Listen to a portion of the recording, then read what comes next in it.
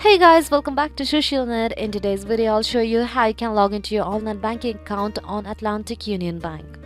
If you have already registered for online banking account on Atlantic Union Bank, then now you can log in using the login credentials that you have set while registering for your account. The process to log in is pretty simple, secure and straightforward. Also, by the completion of the login process, you can have access to your financial transactions, account histories and details, payments, fund transfers and many more from anywhere and anytime online. So in order to get started, all you have to do is watch this video very carefully and follow the simple steps. First, go to any browser on your desktop. Then on the search bar, search for atlanticunionbank.com.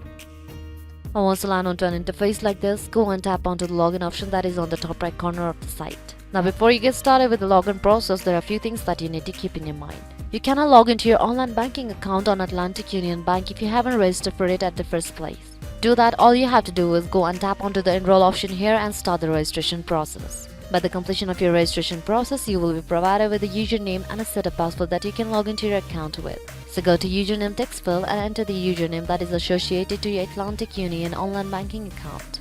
Then enter your password in the password text field here that you have set while registering for your online account.